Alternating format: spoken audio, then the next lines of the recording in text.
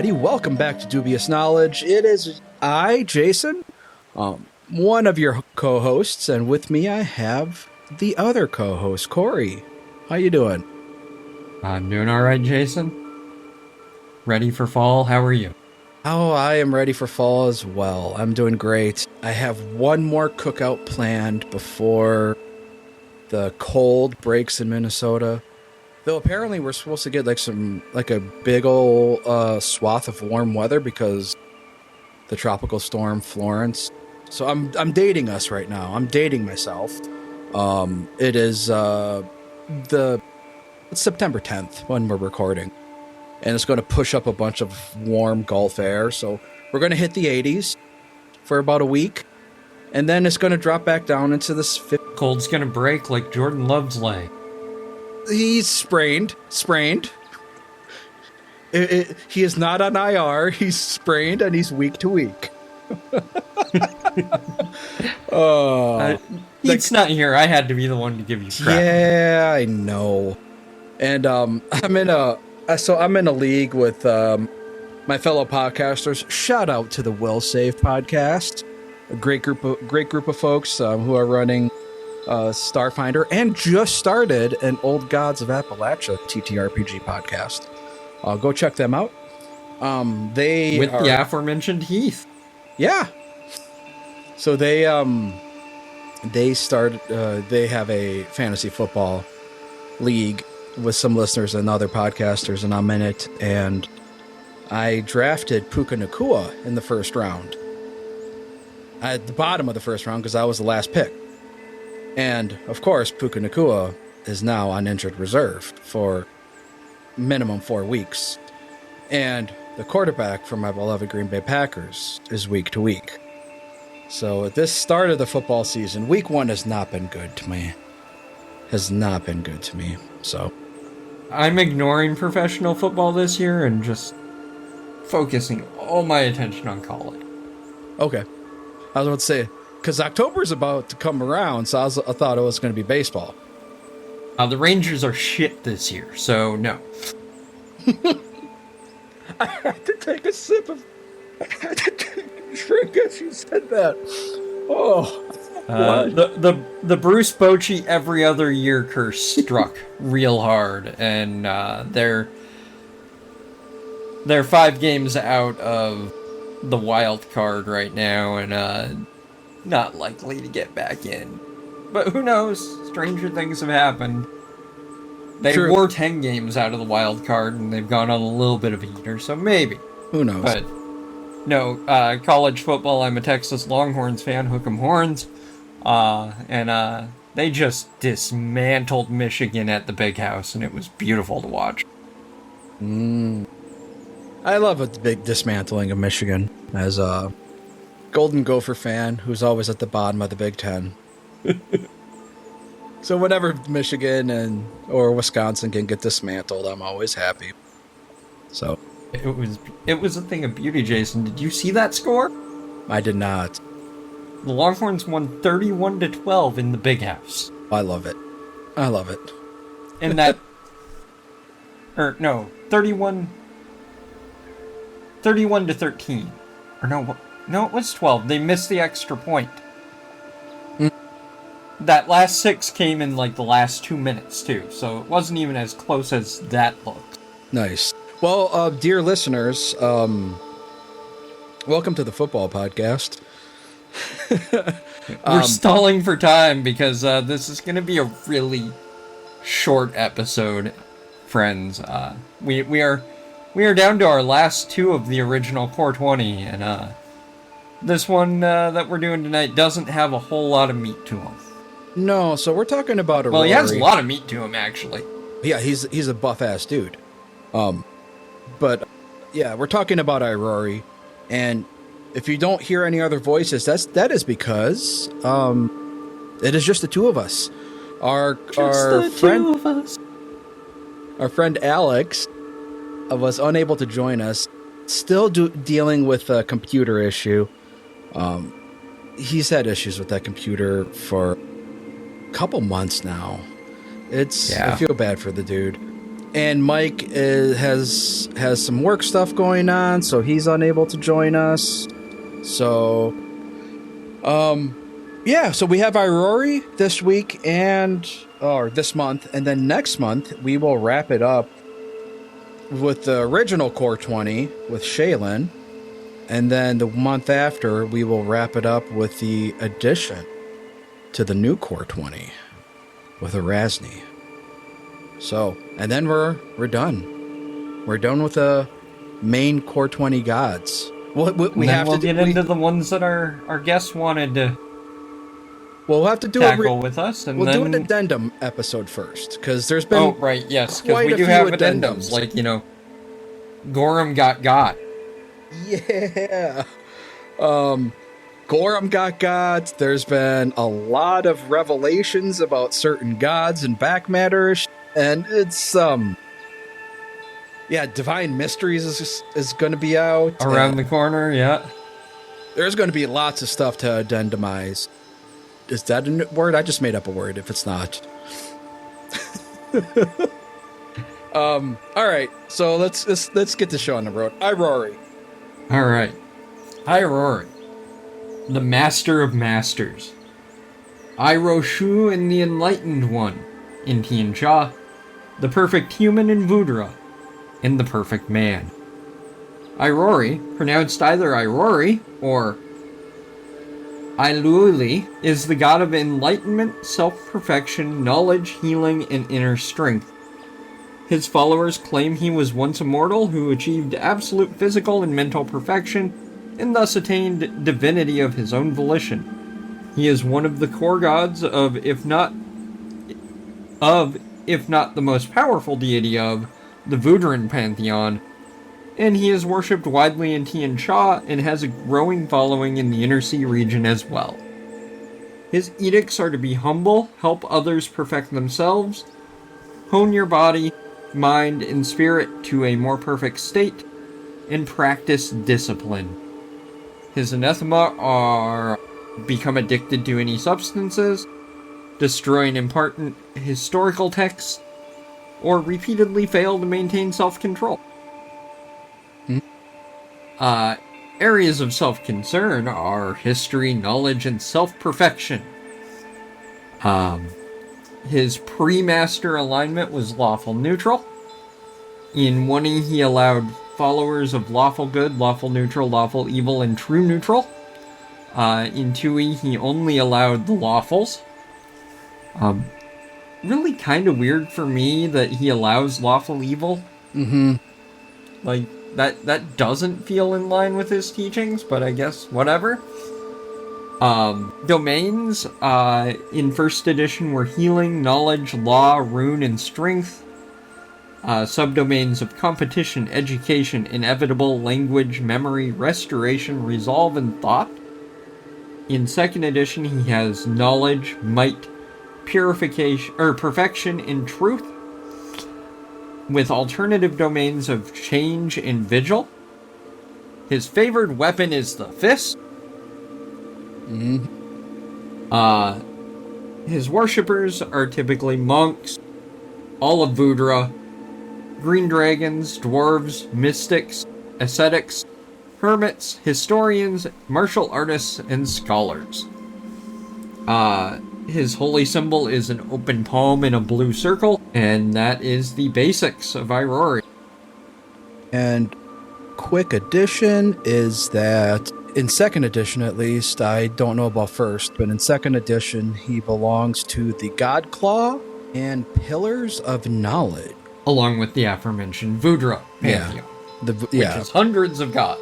Yeah, so Pillars of Knowledge was that came. Whoa, what AP was that? Friends in High Places. Oh, that's a blog post. Never mind. That wasn't an AP. That came from a blog post. Pantheon members of that one are Bry, Cassandali, Shaika, and Yadashis. And it's all about seeking knowledge, which makes sense for Irori. Kind of interesting that Nethys isn't in that group, but... Yeah, that's what I was thinking too. But anyway, yeah, so the Irori's he's your. I think like I've made the joke before that where Nethys kind of was the nerd who studied books to become a god. Irori was the dude who meditated so hard he became a god, Yeah. basically, which is interesting. So one of the ascended gods, but not Starstone ascended. And he specifically turns down his nose at the Starstone Ascended gods because he thinks they cheated. Which is always kind of interesting, especially when one of his edicts is to be humble. So that's a bit of a, what's the word I'm thinking of here? I can't think of the word. Hypocritical? Yes, that's it. Hypocritical. It's a bit hypocritical there. No, you use the same method Aaron did, so you're not good enough. Yeah. But doesn't matter what method they use, they got there. Yeah. So, I mean, Irori's basically your facsimile for the Buddha, right? I mean, we can just cut through all the bullshit. He's basically your facsimile for the Buddha. He's all about achieving self-perfection of mind, body, and spirit, which I wish we had Heath on, because there is a... I don't know if it has to be a direct reference to a Starfinder. Because they actually mentioned that he calls the mind, body, and spirit the Triune. And there's a Starfinder god called Triune. I didn't think about that. So it's like... Yeah, I mean, and it's capitalized T, Triune, as well. So, like, it makes me want to dig in, and I wish I had more time to research, but it really makes me want to dig in and see if there's any connection. Which is why I wish we had Heath on the podcast, but... I'll be the first to admit, Irori is my least favorite of the Core 20. I'm not a monk person, I'm... second least favorite, right? Abadar. Yeah. He's the most boring. He's the most boring. There is substance to him. Like, I don't like Abadar, but I like to hate Abadar. Yeah. Irori's just there. You know, and the same with Erastil. I don't like Erastil, but there's substance to him, and I don't feel that there's substance to Irori. There's just not much there for me to sink my teeth into. Yeah, and I get that. Yeah, he's very much like George Michael's girlfriend on Arrested Development, like where everybody just forgets about her. Yeah, like wait, who? Like who do you worship? Huh? Just who is that? And I think part of that's that he's kind of an afterthought in the Inner Sea. Yes, because that's not where he's most worshipped. Like, it's not what... So he doesn't get mentioned a lot anywhere. And it doesn't help. We've never been to Vudra. Yes, exactly. If we go to Vudra, I'm sure there will be a lot more substance to Irori when we get there. But I don't even think any adventures have gone to Vudra, have they? No, like I mentioned before we started recording, there's only one module that I know of, and that takes place in Jalmaray. And I know there's a couple PFS scenarios that go to Jalmaray. They might go to Vudra, but it's not a lot. The module I'm thinking of is Cult of the Ebon Destroyer, and I ran that one, and then there was first edition, but Irori wasn't mentioned at all. Not a single bit. So, yeah. Yeah, I agree with you. I think there's being sort of a nascent god to, like, Avestan, or, like, to the region, to the Inner Sea region. There's not a whole lot there. None of the writers have really done a whole lot to play with him. Like, he's not been used in the sandbox nearly as much as, like, Norgerber or fucking Caden Kalian or Desna even, or Iomade. Yeah. Like, those gods have been, like, they've been played with. Like, they've been used. Like, they've been taken out of the toy box, messed with, and then put back in. But it's like, Irori's relative, like, they even say in the text, like, he's relatively new to the Inner Sea. He has worshippers in Jalmaray because of Vudra, and he has worshippers in Absalom due to Absalom.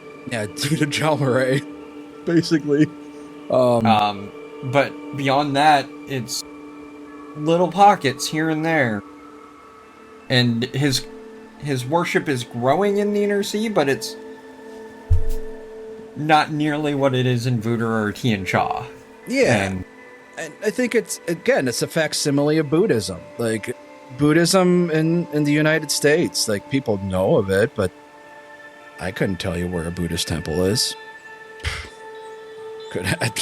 I wouldn't be able to be the first one. I'd have to go to Google and find out where a Buddhist temple is. Please don't tell me. I hope I didn't wake it up. Okay, good. I didn't wake it up.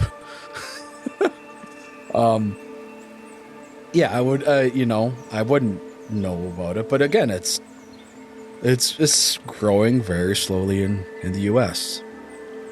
But yeah, I mean, Irori is straight up. He's basically Bruce Lee, the god. He,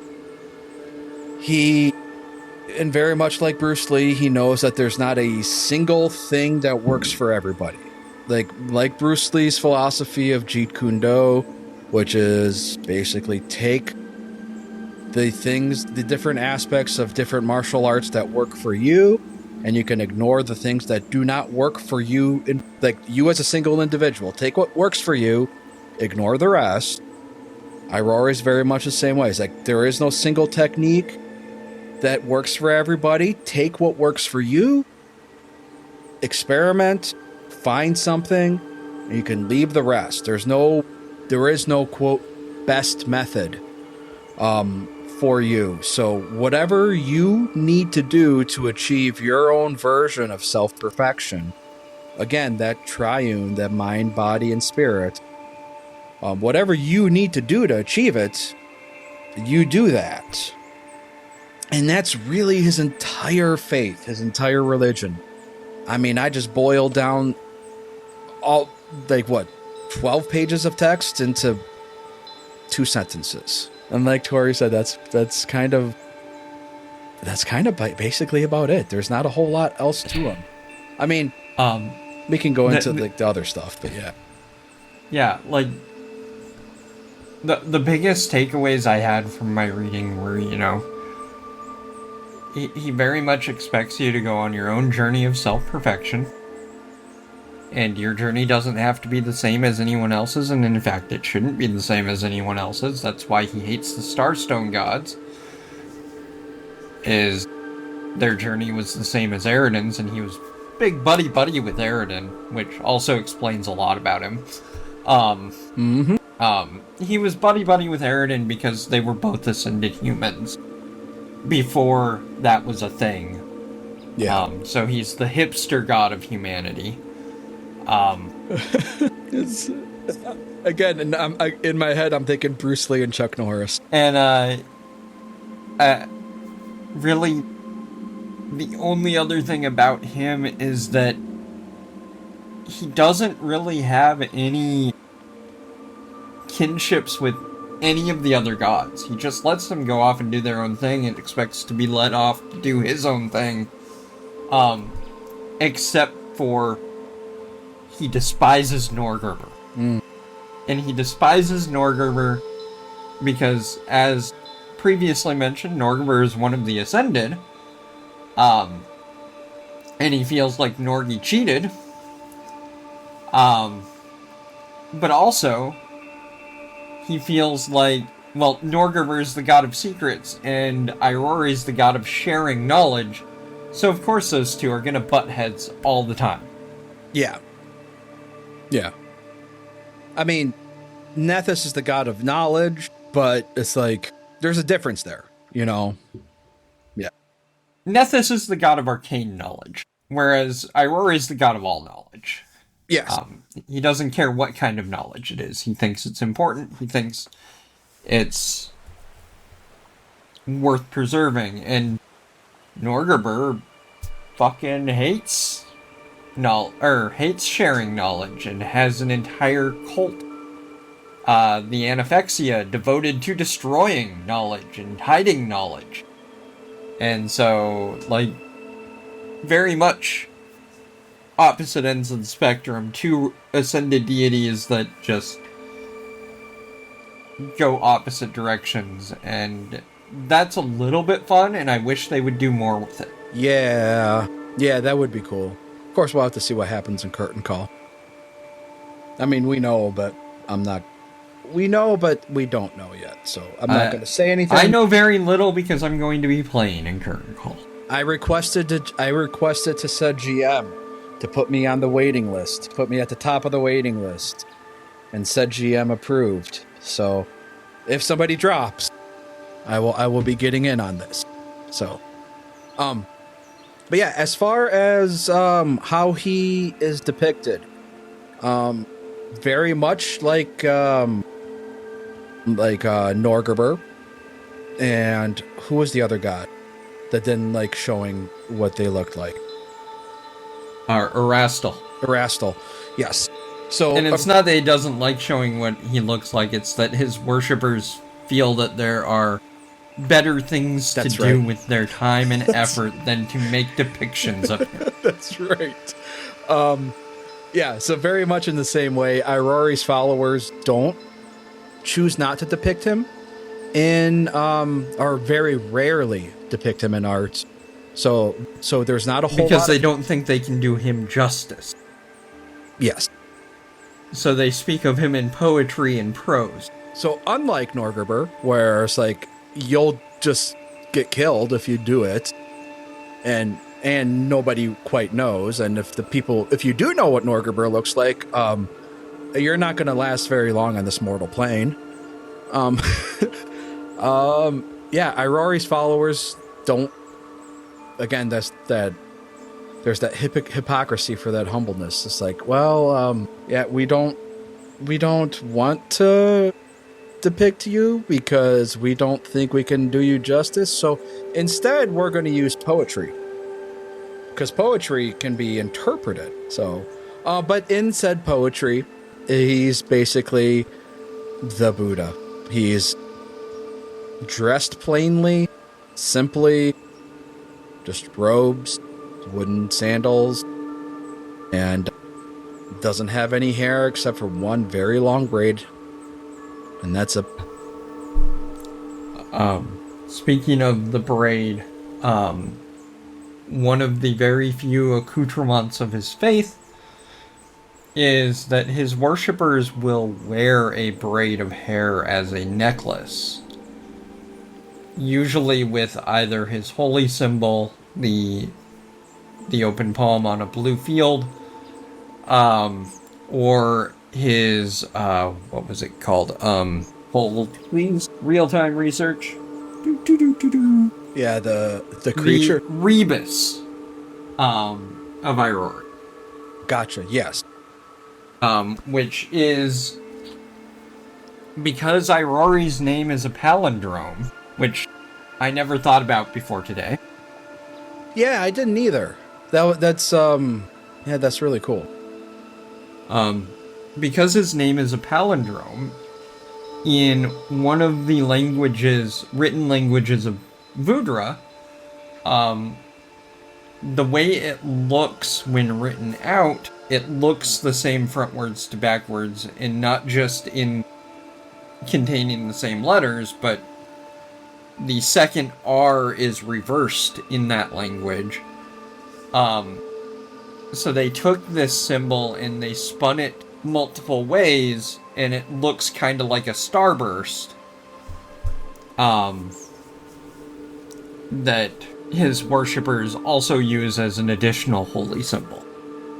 Yeah, it's a really cool icon. And here's a strange thing too that I am really curious about, and I don't really have any explanation as to why. his divine animal, his sacred animal, is a snail. I'm really curious about that. So, a lot of these animals, these sacred animals, like I'm curious about. And the thing with the sacred animals, and like, so the sacred animals we haven't really touched on a lot, and that's because really the only place they are is in a table at the back of the various deity books. There's a table that shows here's the sacred colors and the sacred animal and the sacred everything about this deity, but they don't expand on it all, and it's hard to talk about a deity, a sacred animal, if we don't know why that deity prefers a sacred animal. And like, some of them are obvious. Like Abadar and eagles. Yeah. Yeah. We get that. You know, Calistria, very obvious. Yeah, wasps. Like, yeah. Fucking, of course your sacred animal's the wasp. That's her whole fucking thing. And Erastil and elk. Yeah, get it. Yeah, dude. That's your thing. But like, for the ones that aren't as obvious, it's hard to really talk about why that. And I'm like, snail because it keeps moving slowly towards whatever its goal is. I don't know. Yeah, I don't understand it either. But so yeah, as far as how he appears to his followers, he generally doesn't. Again, another reason why there's not a whole lot to him. I mean, unlike Torag, who generally doesn't appear, there's a whole lot to Torag because there's a whole lot of history. Like, he is, quote, Golarion. Like, he existed. He was the entity of Golarion before people were there and whatnot. But like, so there's this whole history there. But like Irori, there's not a whole lot to him. He doesn't appear to people, and if he does, mostly it's just kind of he makes the face of a statue move, like kind of like in Ghostbusters 2 where Vigo makes the face of the painting move. Like, that's how I envision like Irori making the face of a statue move. Like, that's it. There's not a whole lot to him. When he does interact with his followers, it's mostly like, oh, like, your path towards enlightenment is a little bit easier. Like, it's slightly easier.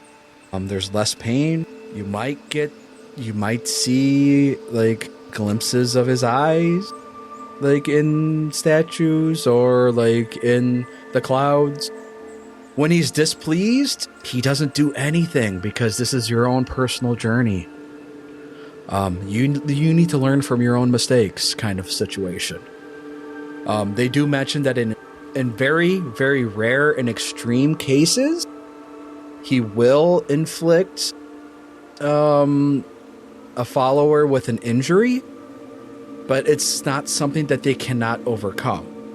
So it's an injury, but something that they can overcome at some point. Like an injury, it could be physical, or it could be something that hurts your pride. Like, it's, yeah, that's what we mean. That's what they say. What he means by injury. It's not. Yeah, he generally doesn't interact with people. So again, a case for like there's not a whole lot to him. There's not a whole lot of interaction with Irori. Yeah. So should we talk about his aphorisms a little? Yeah, we could do that. Yeah. So you kind of touched on some of it, and we really touched on a little bit throughout. The aphorisms he has endure and renew, which is all about, picking yourself up, dusting yourself off. If you fail, try again. Learn from your mistakes, move forward. It's the thing from Rocky. It's not about how many times you get knocked down, it's how many times you get up. Mm-hmm. Mastery without form. This goes back to what I said earlier about how he expects everyone's path to perfection to be unique, and everyone needs to follow their own path. There's no set way to become perfect, you just have to do it. So it's all about, not worrying about what everyone else is doing, worry about what you're doing.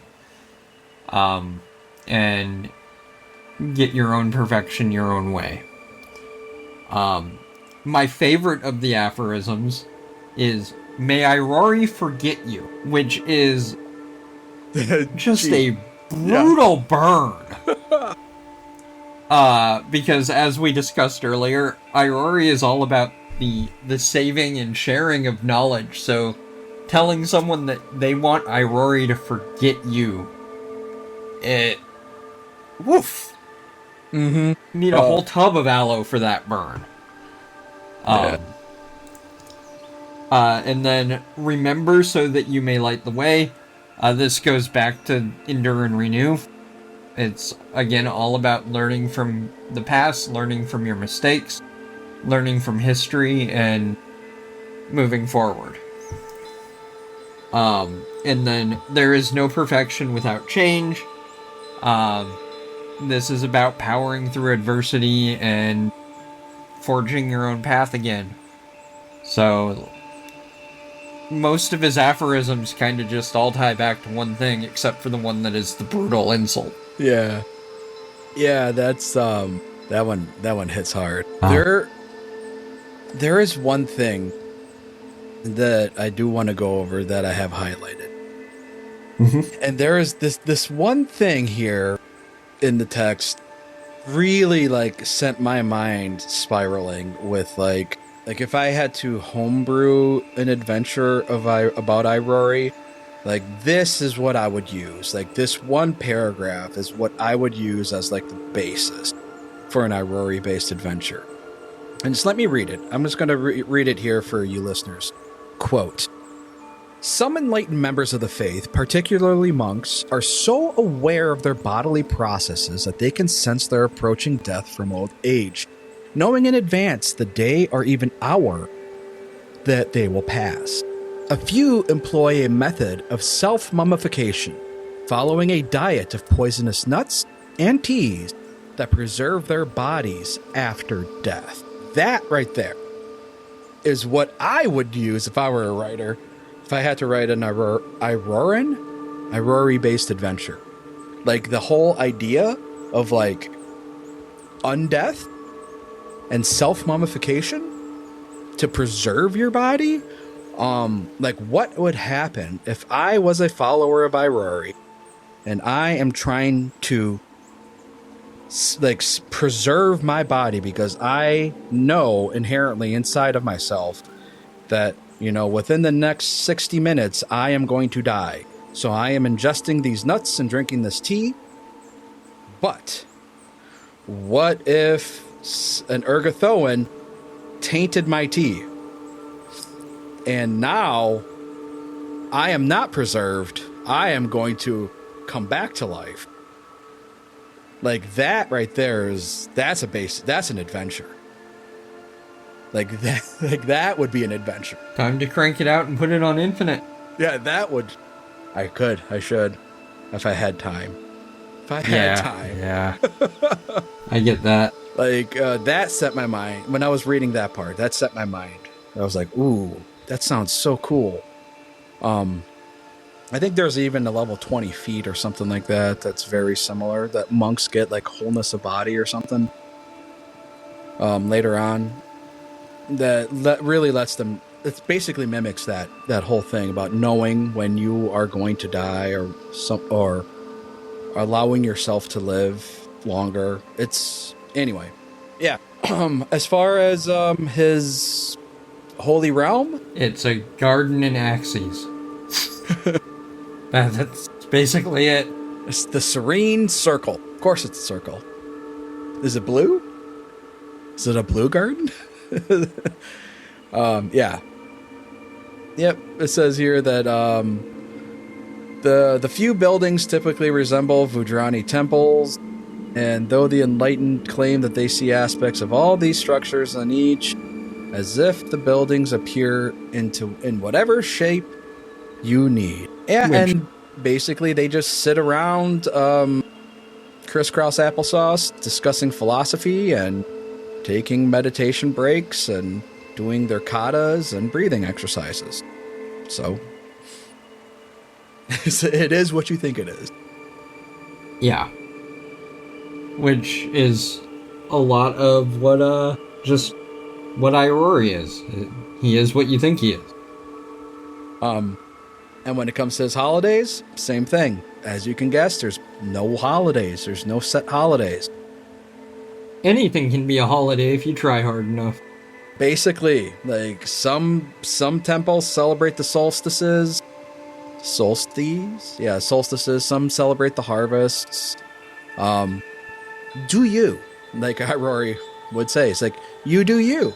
Like, whatever you need to do to achieve your own version of self-perfection, you do it. He's basically the god that if your adventurer has no idea what they want, as long as they want to achieve their most perfect self, do it. Which is probably why they allow a lawful evil. Alright, so a little more on the Serene Circle. I just pulled up Planar Adventures to see if it had anything worth talking about. It's an open-air plaza of circular shape that measures roughly 4 miles across. Damn, that's big. It features tranquil fountains, reflecting pools, and immaculate gardens.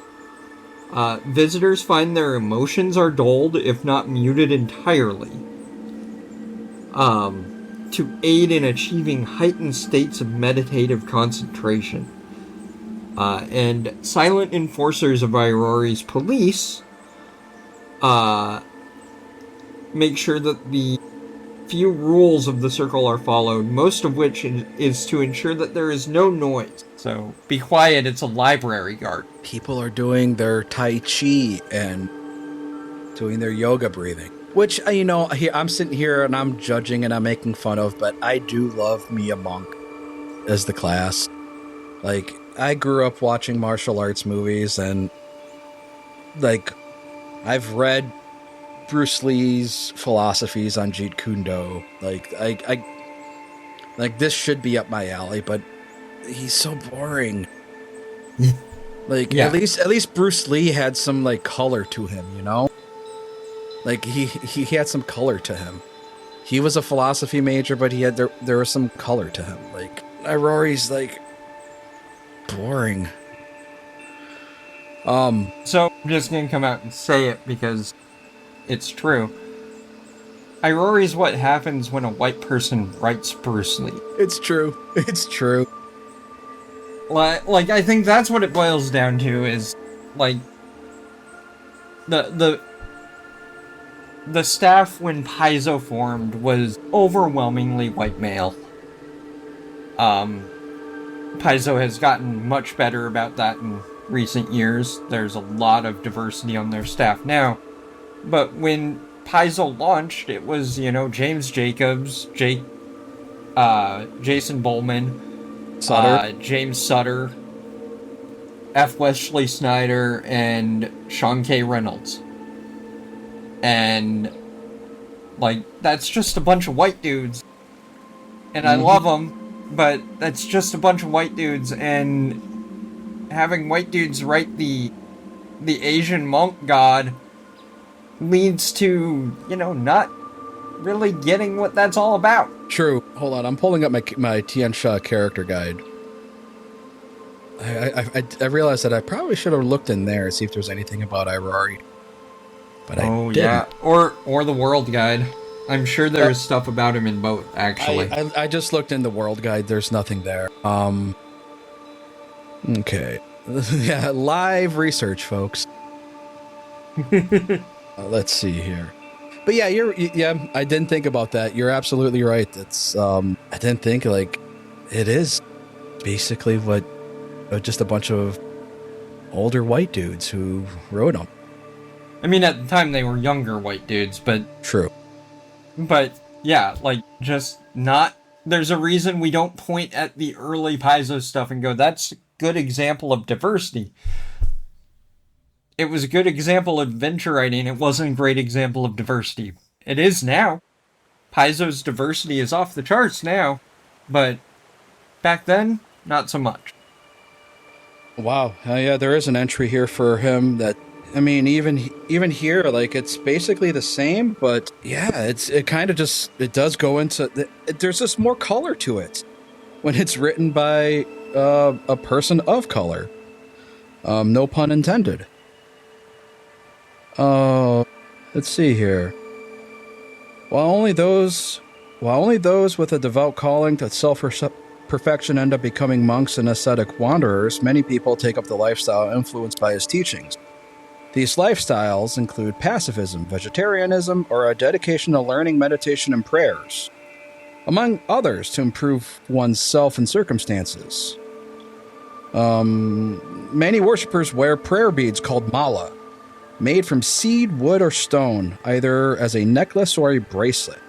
Mala necklaces have 108 beads to represent the 108 sorrows and worries of life.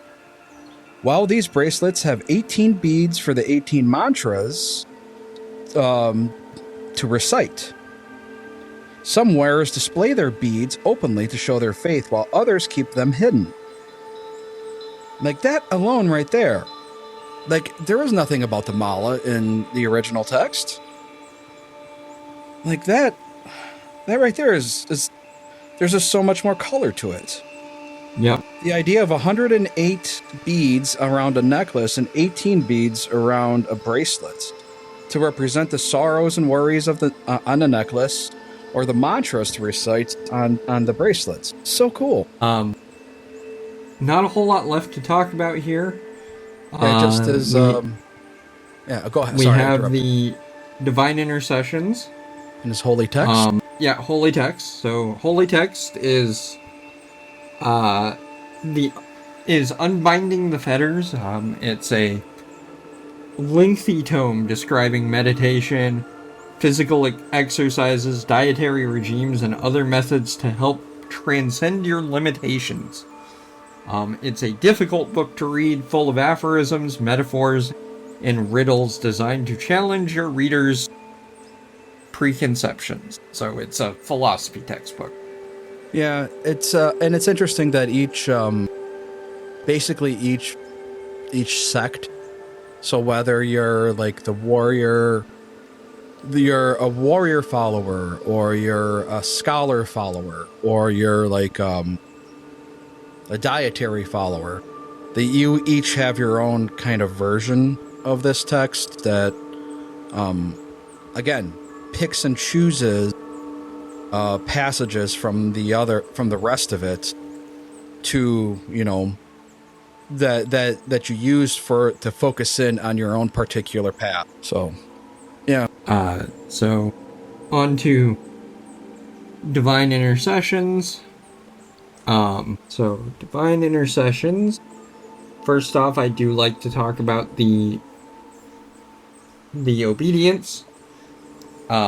His obedience is, over the course of 1 hour, spend an equal amount of time practicing with a weapon or your unarmed strikes, reading any text that you've never read before, and braiding a length of hair while contemplating the mysteries of the multiverse. Hang the length of hair around your neck when your obedience is complete, and wear it for the rest of the day. So, that necklace of hair that his worshippers wear, they will take it off, unbraid it, and rebraid it the next day. Mm-hmm. Or come up with new hair. Which is interesting, but just barely. And it's not the mala, because you're not braiding this is not the mala. This is not the one that has the beads on it. Right. This is just a length of hair that you wear in a braid. Around your neck as a necklace. So, for his minor boon, Irori grants you great insight and knowledge. If you roll a failure at a check to recall knowledge, you get a critical success instead. Furthermore, the check loses the secret trait, so you know for sure that the result was a critical success. Irori typically grants this boon for an extremely consequential check to recall knowledge. His moderate boon is your body rebuilds after adversity, becoming stronger. You can cast Wholeness of Body as an occult key spell. If you didn't have one already, you gain a focus pool with 1 focus point and are trained in occult spell attack rolls and spell DCs. The sidebar on the Monk class page has more information on what happens when you gain your first key spell. His major boon is you temporarily ascend to greater form. You can cast 8th level Righteous Might once per day as an occult innate spell. When you do, your form appears unremarkable rather than clad in powerful armaments. Minor Curse is he challenges you to seek another path rather than treat every problem as a nail just because you have a hammer. If you select a check for which you have a higher bonus when another method would have been more appropriate for the situation, such as using deception to lie through life because it's your greatest modifier, even when it would be better to reach a compromise through diplomacy, you must roll twice and take the lower result. Oof. Moderate Curse. Irori challenges you to adapt to adversity in order to perfect yourself. You become weighed down as if under heavy weights, becoming clumsy to and encumbered until you accomplish a challenging task of his choosing. And then the Major Curse. Irori makes all living creatures forget your existence. This can be further compounded by raising Irori's ire, resulting in your name being obliterated from all written records. In both cases, memories and writings rearrange themselves to omit you smoothly, rather than leaving obvious gaps. May Irori forget you! Whoa, that... Yikes. Well, that could also be the basis for an adventure. And then, really last but not least, I think, is, his planar allies, which are also kind of lacking in substance.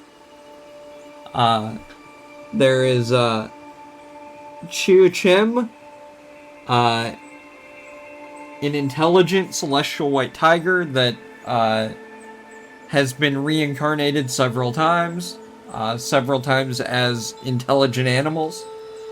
The white tiger form is just their current form. The Sixth Rebirth, a dour stone giant monk. Yeah, he has several scars, as though he scoured away tattoos from a life he wishes to forget. He was named by a student. He prefers quiet meditation, but can pulverize stone with his fists. And I like this herald. And then his herald is the old man. He loves to see people achieving their potential, even if it's limited by a mortal lifespan.